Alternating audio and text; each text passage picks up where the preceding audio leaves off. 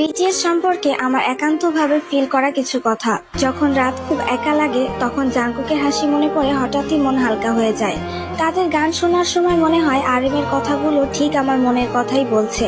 তেইয়ংয়ের চোখের দিকে তাকালে মনে হয় পৃথিবীর সব রং মিশে গেছে, আর তার সেই হাসি, সেটা দেখলে মুড খারাপ থাকাই মুশকিল।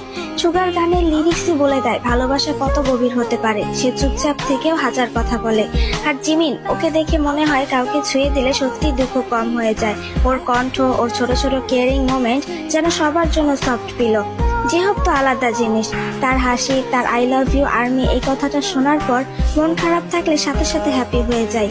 আর জিনের করা প্রতিটা পাগলামি যেন জীবনের সমস্ত দুঃখ কষ্টের মোক্ষম ঔষধ। সবচেয়ে মজার কথা কি জানো, ওরা সারা পৃথিবীর মানুষকে ভালোবাসে, কিন্তু আমার মনে হয় ঠিক যেন আমার জন্যই গাইছে, আমার জন্যই হাসছে।